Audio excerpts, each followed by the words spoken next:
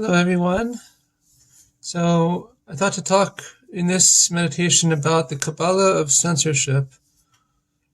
So what censorship is, really, is forced silence.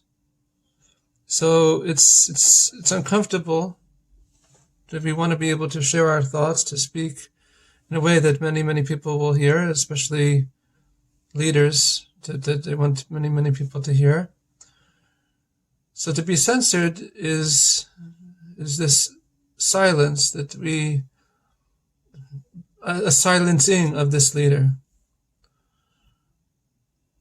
So internally, this is actually a very good thing in the psyche, to be silent before speaking. Like the sign of a good mentor, a good spiritual mentor, is that before they speak, they appear to be silent, meaning to have this state of not speaking before speaking.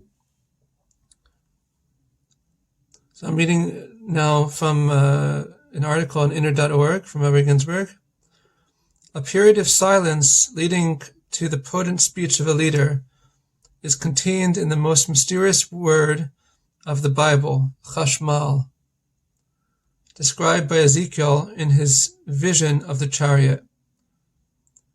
So chashmal in modern Hebrew means electricity, but it's in Ezekiel's vision of the chariot, it's this mysterious word.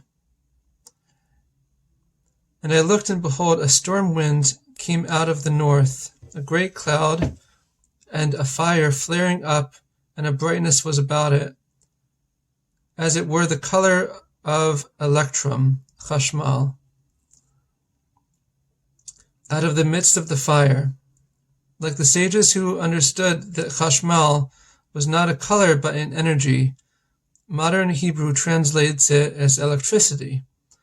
Dividing the word by syllables produces two contradictory concepts: chash, which means silence, and mal, which means speaking, alluding to the state of rectified speech that follows the quiet, meditative preparation of silence.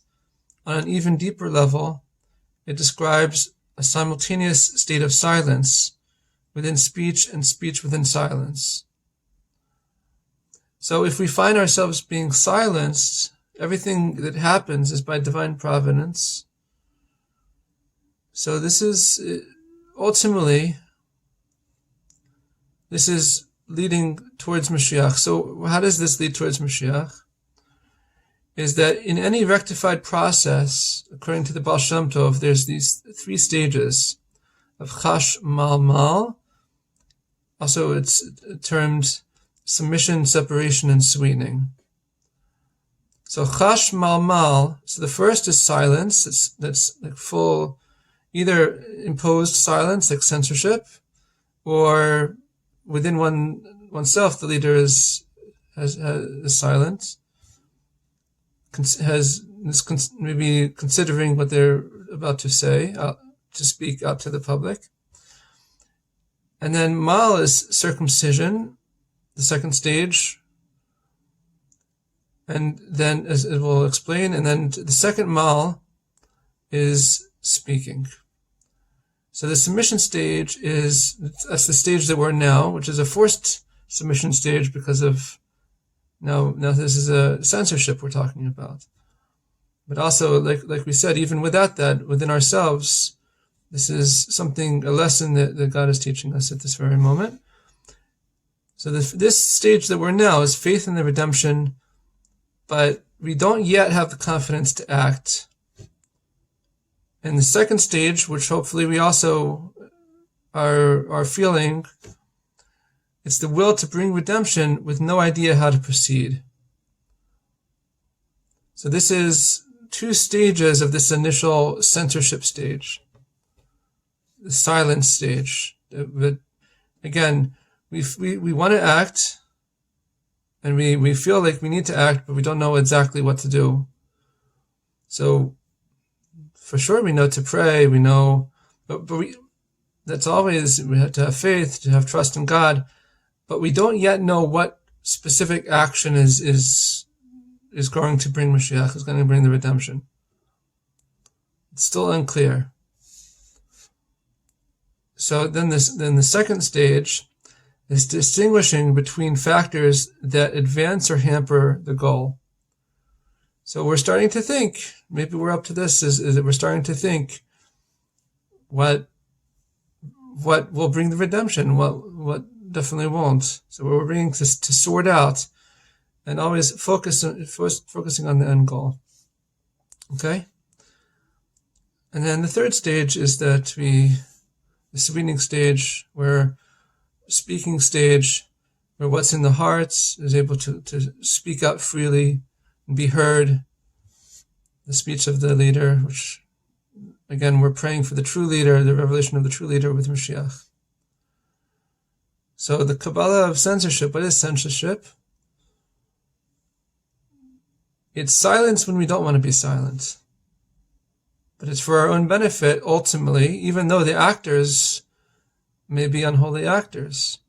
Those that are censoring, those actions can be unholy actions, but the result still be a holy result. And this is what's called, that in the times of Mashiach and with the redemption, that evil will be seen as the seed of good. That every evil action will be seen as a springboard towards a greater good.